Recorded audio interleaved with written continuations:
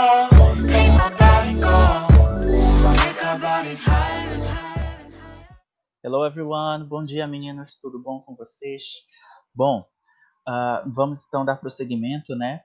Esse é a nossa lição número 18 do livro número 5, que é esse material que nós vamos utilizar agora para esse nosso terceiro bimestre. Esse material, essa lição especificamente, ela vai trabalhar com a compreensão textual como um mecanismo de acesso a informações. E já seguindo direto lá para o nosso texto, né, que está lá na página número 1, nós temos então uma questãozinha do Enem, em que o título é o seguinte: Lava May, Creating Showers on Wheels for the Homeless. E aí ele diz assim no enunciado: a relação dos vocábulos shower, bus e homeless no texto refere-se a... E aí nós temos as alternativas. Letra A, empregar moradores de rua em lava-jatos para ônibus. B, criar acesso a banhos gratuitos para moradores de rua. C, comissionar sem-teto para dirigir os ônibus da cidade. Letra D, exigir das autoridades que os ônibus municipais tenham banheiros. Letra E, abrigar 2.000 moradores de rua em ônibus que foram adaptados. Bom, meninos, o que é interessante é que, se nós pegarmos esses vocábulos banho, ônibus e sem teto dentro do texto e a gente verificar aquilo que vem antes e o que vem depois, ou seja, o contexto em que essas palavras aparecem, nós vamos ter a percepção de que houve, né, a criação de uma executiva de marketing que tinha um objetivo. E qual era o objetivo dessa executiva aí? Era de transformar os ônibus em locais de banho para esses moradores de rua, né, fazendo com que esses moradores tivessem acesso a um local adequado para banho. Então, com isso, das respostas que nós temos lá das alternativas, a que mais se adequa é a letra B de bola, que é criar acesso a banhos gratuitos para esses moradores de rua, né? Então, buscando mesmo a compreensão desse contexto, essa é a alternativa que melhor vai se encaixar aí para a nossa resposta, é a que melhor vai se aproximar daquilo que o texto contém. Então, meninos, olha só. Dando prosseguimento, então, nós vamos ter lá o nosso segundo texto, que também é uma questão do Enem. Esse segundo material, ele tem o seguinte título: Japan Earthquake, Tsunami and Nuclear Crisis in 2011. Bom, esse é um excerto do artigo publicado lá no site do jornal The New York Times, acerca da situação do Japão nesse ano de 2011, né? Foi a partir de um terremoto. E aí esse excerto ele vai expor, né, de certo modo, uma temática. E aí nós temos letra A, mudanças governamentais devido ao vazamento radioativo. B, devastação total do país após o terremoto e o tsunami. C, uma crise nacional decorrente da oscilação sísmica. Letra D de dado, eventual evacuação de comunidade após crise nuclear. Ou a letra E, a desativação da usina nuclear rumo ao fim de uma crise. Bom, se nós pegarmos lá algumas palavras-chave, né, como earthquake, como tsunami, nós vamos ter então isso aí nos trazendo um pouquinho de efeitos sociais e econômicos decorrentes desse terremoto. Mas a tsunami, ela também tem um efeito natural, né? Quando nós temos um terremoto, o que nós vamos ter junto com ele, como consequência, vai ser uma tsunami de nível ou de uma escala, na verdade, alta ou baixa. E isso também pode nos trazer uns desastres nucleares, porque vocês sabem que o Japão ele também faz parte dessa produção, né, de armas nucleares aí.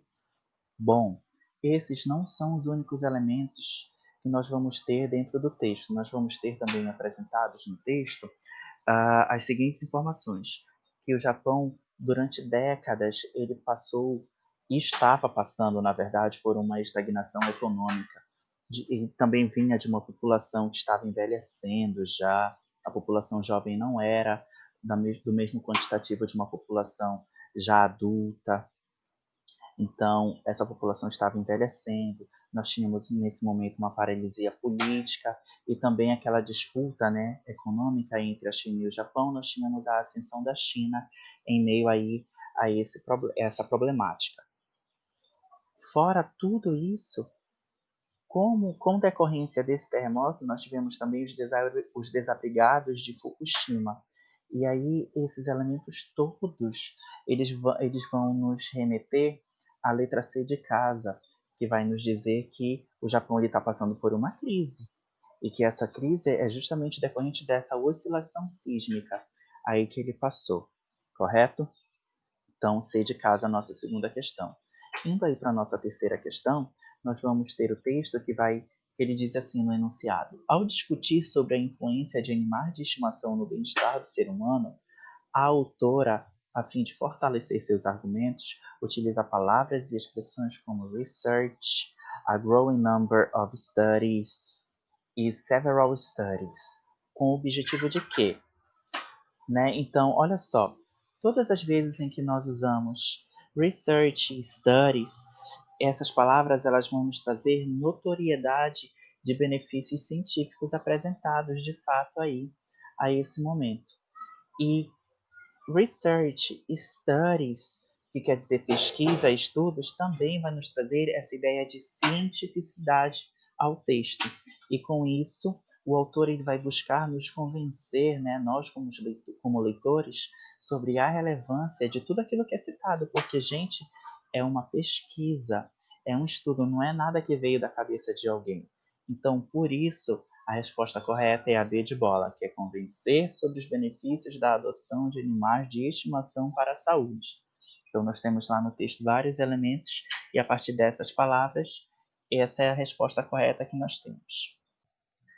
Já que na nossa questão número 4, nós vamos trabalhar então com o seguinte texto que diz: How can we ever change the world? Né? Como nós podemos mudar o mundo? E aí esse texto ele vai estar considerando 7 afirmativas que é apresentado a partir dele, né? São informações tiradas aí a partir desse texto. Dessas 7 afirmativas, eu tenho aqui para vocês então a seguinte afirmação, que o item 2, a afirmativa número 2, ela está incorreta. Por quê? Porque, considerando-se o primeiro parágrafo dessa afirmativa, nós não temos a menção de uma influência dos livros, né? Não tem essa menção, então por isso o item 2 ele está equivocado. O item 3 também está incorreto, porque o texto menciona que livros e ideias mudam o mundo e não que livros e palavras mudam o mundo, ok? Além disso, além de livros políticos e religiosos, o texto também cita Shakespeare e Darwin, o que invalida o item 4. O item 4 diz que no terceiro parágrafo são mencionados apenas livros religiosos e políticos. Mas não, ele também cita Shakespeare e Darwin, certo?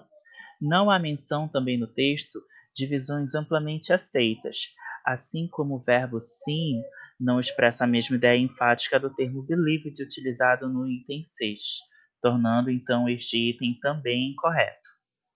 Com isso, então, tirando todos esses equivocados, nós vamos ter a resposta D de bola, no qual somente a primeira, a quinta e a sétima alternativa estão corretas. Olha só, agora aí na questão número 5, nós vamos ter um gráfico. E aí, se vocês prestarem atenção, é um gráfico de pizza, né, de círculo. Ele diz assim: a emissão de gases tóxicos na atmosfera traz diversas consequências para o planeta. De acordo com o gráfico, retirado do texto Global Warming is an International Issue, observa-se que, e aí nós temos aí as alternativas. Olha só, meninos, analisando o gráfico, é possível nós identificarmos que as usinas hidrelétricas, que são essas power stations, elas representam uma maior porcentagem de emissão de gases de efeito estufa na atmosfera. Voltem lá no gráfico e percebam que essas power stations, elas possuem 21,3% da emissão desses gases. Então, com isso, nós temos a letra E como resposta correta, em que os maiores emissores de gases do efeito estufa na atmosfera são essas usinas hidrelétricas, tá bom? Então, meninos, é isso. See you next class. E aí, nós vamos nos encontrando então para as nossas atividades. Não esqueçam de me enviar, tá, essas respostas de vocês, eu vou precisar muito delas. Então, para a nossa próxima aula, façam a nossa lição número 19 e me enviem